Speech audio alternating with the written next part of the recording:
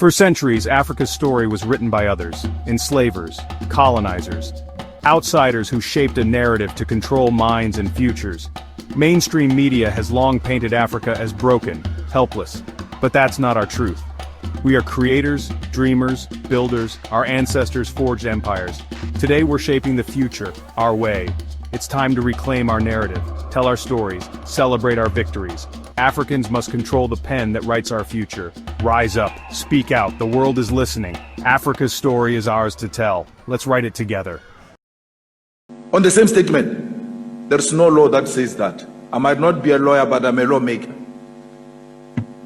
The claim is that South Africa is supposedly a government of the people, by the people, and for the people, but in reality, the country is ruled by international elites. These elites are the ones who truly decide the laws of the nation, not the citizens themselves. South African parliamentarians are merely puppets who implement laws that have been decided elsewhere. They call themselves lawmakers, and that might be partially true. They do pass the laws, but only those that were designed by others. The ANC has been the majority party for 31 years, yet they are not truly in power. They function merely as administrators. They have implemented none of their conference resolutions, such as establishing a state bank, nationalizing the Reserve Bank, expropriating land, and others. Each time they attempt to implement these resolutions, which were decided upon by the people, the real designers of the laws rise up and take the matter to court to reverse it. All the so-called civic organizations and NGOs, which are funded by these true crafters of the law, challenge any legislation that would promote equality. Compromised constitutional judges always overturn such laws in order to maintain the status quo. Any judge who shows signs of being pro-people, like Judge Hloof, is systematically destroyed.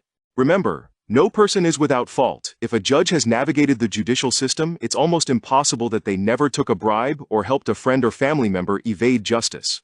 So, 99% of judges are compromised and will always align with what their handlers dictate. The true lawmakers in South Africa are not the elected parliamentarians, but the funders who bankroll a network of powerful, internationally financed NGOs and think tanks. Organizations such as the Free Market Foundation, FMF, the Institute of Race Relations, IRR, AfriForum, the Helen Suzman Foundation, the Friedrich Naumann Foundation, FNF, the Friedrich Ebert Stiftung, FES, in its current alignment the Democratic Alliance-aligned think tanks and litigation vehicles, often supported by the Hans Zedel Foundation and other overseas donors, the Center for Development and Enterprise, CDE, Solidarity's research and legal arms.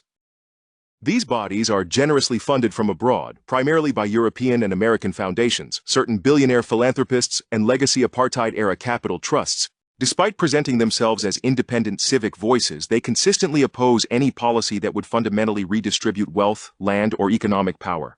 Genuine grassroots civic organizations, built and controlled by communities themselves, have largely been destroyed or marginalized since the 1990s. These were the real people's structures, membership-based, democratically run, holding street-by-street meetings where ordinary residents decided on priorities and mandates. Examples include ASRO, Atteridgeville Salisville Residents Organization, SAYO, Salisville Atteridgeville Youth Organization, MAYO, Mamelodi Youth Organization. The civic associations of the United Democratic Front, UDF, era SANCO in its original pre-capture form, the Vaal Civic Association, PEBCO, Port Elizabeth Black Civic Organization, and hundreds of similar bodies across townships and rural areas. Those organizations no longer set the national agenda. Today, whenever a progressive or pro-poor policy emerges from Parliament or an ANC conference, the internationally funded NGOs immediately launch court challenges, media campaigns, and lobbying offensives, almost always successfully.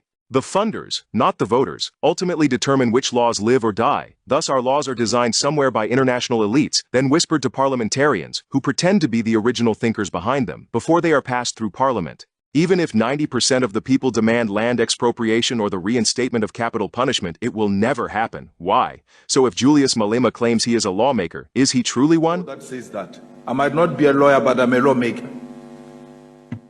May the grace of our African ancestors be with us on our sacred journey to restore everything that was stolen from Africa, to Africans, now and forever. So let it be. That's a wrap, folks. But before you go, keep this in mind. Their smoke and mirrors are just theatrics, pulling your focus from what truly matters. The real fight? It's always been about the land and the economy. Stay sharp, stay woke, and we'll catch you next time. The most important person in the world is the storyteller. The storyteller sets the vision, values, and agenda of an entire generation to come. Steve Jobs.